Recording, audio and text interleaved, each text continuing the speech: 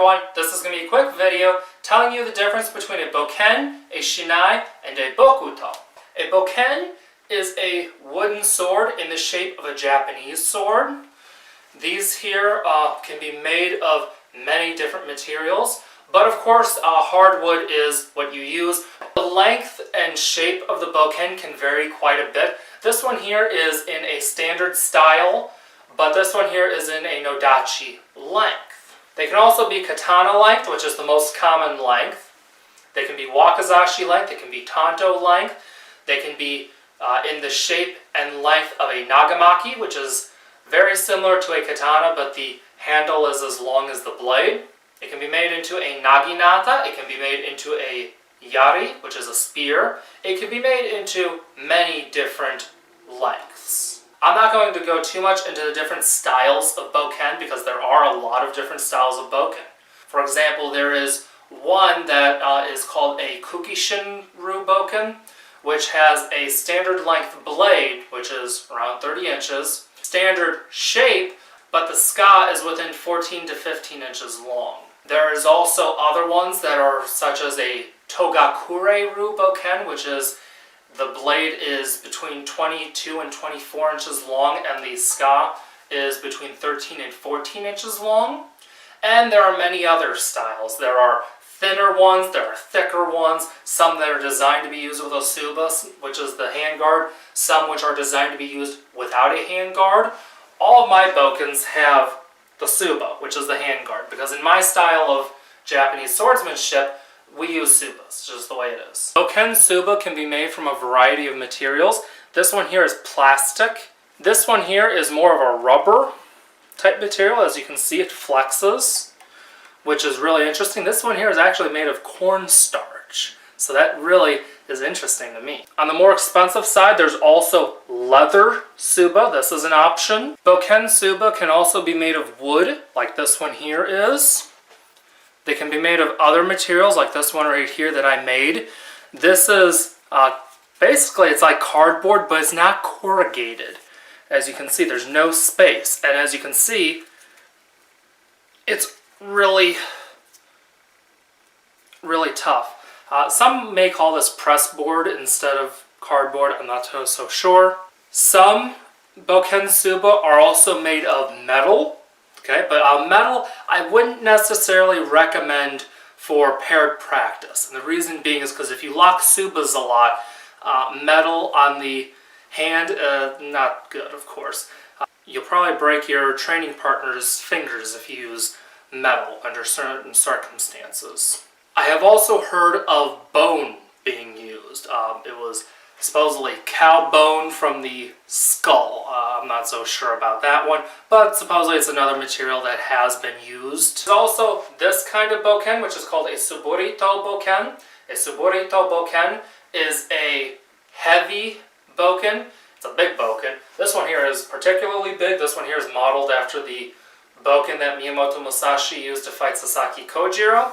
But even these can be in varying lengths and sizes, and weights as well. This one here I made myself, but you can buy them, of course. Now most Bokken have the bare wooden handle like this one right here does, but they can also be tape wrapped, which of course I did this myself. If you need extra grip, you can use tape. It can also be string wrapped like this one right here is, but the bare wooden handle is what is most common. And whether or not you have something wrapped on the Bokken is very much personal preference. Typically, I wrap my Bokken handles. I use a lot of times tape or string. Some people have been known to use paracord. I've seen some who use like tennis racket tape. I just use regular sports tape.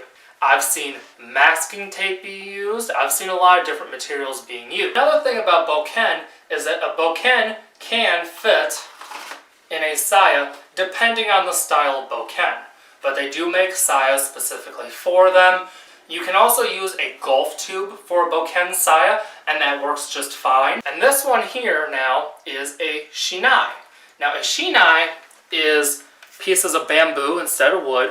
So this is 4 pieces of bamboo lashed together into, a sword shape. As you can see, Bokken are typically curved.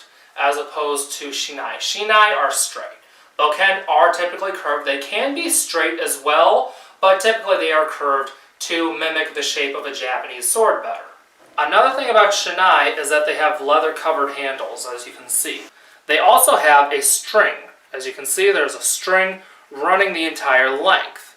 What that's for is to mark which side is the spine, since it's not curved, and since this here is circular shaped, as opposed to the Bokken, which is more of an oval shape, they have to have this string to mark where the spine is. It also has this piece of leather right here, and then you have a piece of leather on the end. One thing that I noticed typically is that the distance between the leather piece right here and right here is typically the length of the monouchi. And for those of you who don't know, the monouchi is the part of the blade that you want to try to cut with. Typically a Shinai also has a suba. This one here does not because I took it off to use on something else. Comes to the suba on a Shinai, I've mainly seen plastic and leather. I haven't really seen many other materials. And another thing about Shinai is that they flex. So you'll notice right here that they flex. And the reason for that is safety. This here was made to basically be, it's a sparring sword. So, if you're practicing with it, it's much less dangerous than a rigid piece of wood. But the disadvantage of this is, as I mentioned, it doesn't have a curve. It's a round shape rather than an oval shape, so it's not really a great simulator for, say, a katana or a nodachi or something like that. Shinai come in varying lengths. These here can be all the way up into nodachi size and as short as a wakizashi. I have never seen a Shinai that is, say, like a nagamaki, for example. I've never seen that. Now, I have seen it's like a Shinai, but it's basically a naginata. I've never seen a nagamaki shape. There's also what is called the fukuru Shinai, which it's a Shinai, but these leather covers right here is also on the blade. So that's supposed to make it safer for sparring if you're not wearing the bogu. I believe was the original purpose. The bogu is the armor that you will see kendo practitioners wear. So if this is a bokken and this is a Shinai, then what's a bokuto? Well, a bokuto is a bokken. Both bokken and bokuto translate as wooden sword.